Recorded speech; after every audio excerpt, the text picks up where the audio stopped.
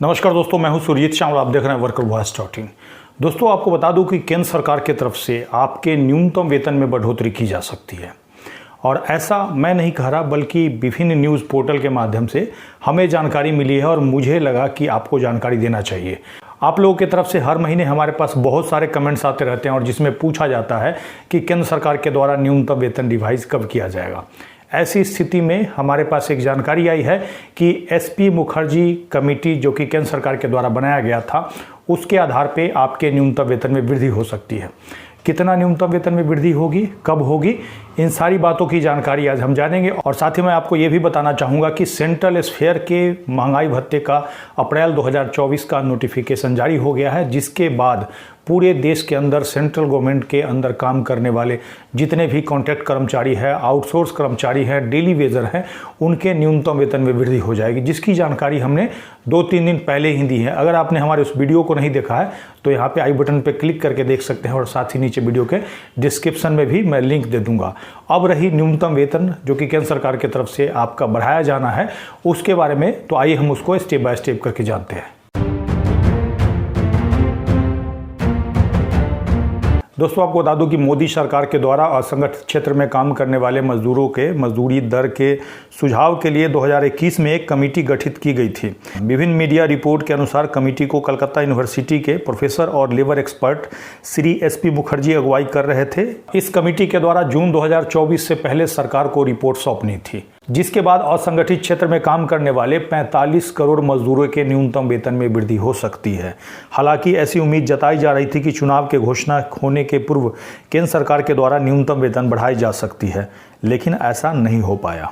अब इसके बाद आपका सवाल होगा कि केंद्र सरकार के द्वारा आपका न्यूनतम वेतन कितना बढ़ाया जा सकता है। तो इसके बारे में बता दूं कि केंद्र सरकार के द्वारा 4 कानूनों को खत्म करके, कहने का मतलब जिसमें कि एक न्यूनतम वेतन है, एक लेबर कोड वेज बनाया गया 2019 में, जिसकी जानकारी हमने काफ़ी पहले दी है। अगर आपने हमारे इस वीडियो को नहीं देखा है तो यहाँ पे आई बटन पे क्लिक करके देख सकते हैं। साथ ही मैं नीचे वीडियो के डिस्क्रिप्शन में भी लिंक दे दूंगा, जिसके अनुसार केंद्र सरकार के द्वारा एक फ्लोर वेज तय किया जाएगा। तो फ्लोर वेज का मतलब है कि केंद्र सरकार के द्वारा एक न्यूनतम वेतन तय कर दिया जाएगा। उससे कम कोई भी राज्य सरकार अपने राज्य का न्यूनतम वेतन नहीं रख सकती है। और ऐसी स्थिति में केंद्र सरकार के द्वारा 2017 में 176 रुपया प्रतिदिन के हिसाब से फ्लोर वेज तय किया गया था, जो कि कई राज्यों में जो न्यूनतम वेतन दर है उससे भी काफ़ी कम था, जिसका काफ़ी विरोध हुआ था। और उसके बाद सरकार को अपना फैसला बदलना पड़ा। इस भारी विरोध के बाद केंद्र सरकार के द्वारा 2019 में अनूप सपैथी के नेतृत्व में एक दूसरी कमेटी बनाई गई, जिस कमेटी के अनुसार 176 रुपये न्यूनतम वेतन प्रतिदिन दर को बढ़ा करके 375 रुपये कर दिया गया, जो कि लगभग दोगुने के बराबर था, जिसका मालिकों के प्रतिनिधियों ने काफ़ी विरोध किया और जो मामला फिर से एक बार ठंडे बस्ते में चला गया। कहने का मतलब उसको भी नहीं माना गया और उसको भी लागू नहीं किया जा सका। अब आप ये बताइएगा, 376 रुपया क्या एक दिन का कम है, ज़्यादा है? कमेंट्स में लिख करके बताइएगा। और कौन से राज्य से आप हैं और आपको कितना न्यूनतम वेतन मिलता है ये भी बताइएगा, ताकि कम से कम बाकी लोग जो हमारे कमेंट्स को पढ़ेंगे उनको ये पता चल सके कि देश के अलग अलग राज्यों में कितना न्यूनतम वेतन है और कम से कम कितना न्यूनतम वेतन होना चाहिए।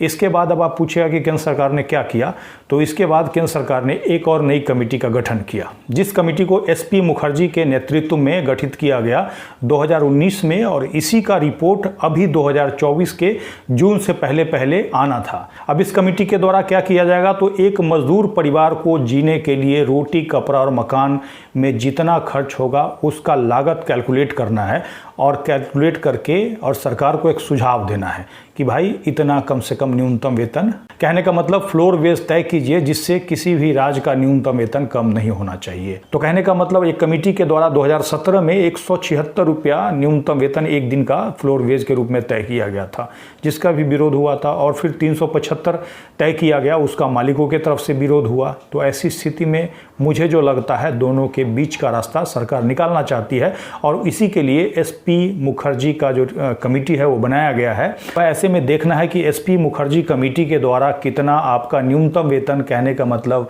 फ्लोर वेज तय किया जाता है। ऐसे में ये कब तक हो पाएगा, तो जैसा कि हमने बताया कि जून 2024 से पहले ये जो रिपोर्ट है वो सरकार को सौंपना है। और ऐसी स्थिति में उम्मीद करेंगे कि 24 से पहले रिपोर्ट सौंपा जाए और उसके बाद आपका न्यूनतम वेतन या फिर नेशनल न्यूनतम वेतन क्या होगा उसकी जानकारी मैं दूंगा। अब ऐसे में ये देखना है कि एसपी मुखर्जी कमेटी के द्वारा आपका नेशनल न्यूनतम वेतन कितना तय किया जाता है। 176 और 375 के बीच में अगर तय कर दिया जाएगा तो अभी जो बीच में महंगाई बढ़ी है उसका क्या, मैं ये सरकार से भी पूछना चाहता हूँ और सरकार का भी ध्यान इस पे आकृष्ट करना चाहता हूँ।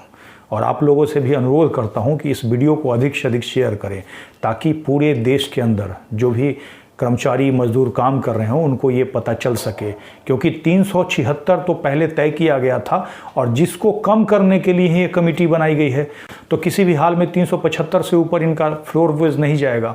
ऐसे में 375 को अगर 26 से गुना कीजिएगा तो मासिक जो वेतन आपका आएगा 9,750 रुपया, यही आपका लगभग आएगा। तो क्या ये न्यूनतम वेतन एक मजदूर परिवार को जीने के लिए काफ़ी है?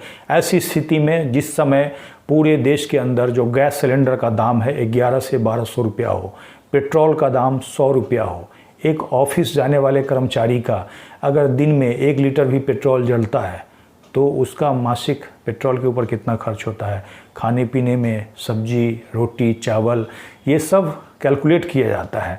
तो ऐसी स्थिति में आपको कितना न्यूनतम वेतन मिलना चाहिए ये भी आप एक बार कमेंट्स करके हमें ज़रूर बताइएगा। अंत में आपसे अनुरोध करूंगा कि अगर आप हमें फेसबुक पे देख रहे हैं तो पेज को लाइक करेंगे, यूट्यूब पे देख रहे हैं तो चैनल को सब्सक्राइब करेंगे, वीडियो को अधिक से अधिक शेयर करेंगे ताकि अधिक से अधिक साथियों तक ये जानकारी पहुँच पाए। इसके साथ ही विदा लेता हूँ, जल्द ही एक नई जानकारी के साथ मिलते हैं। धन्यवाद।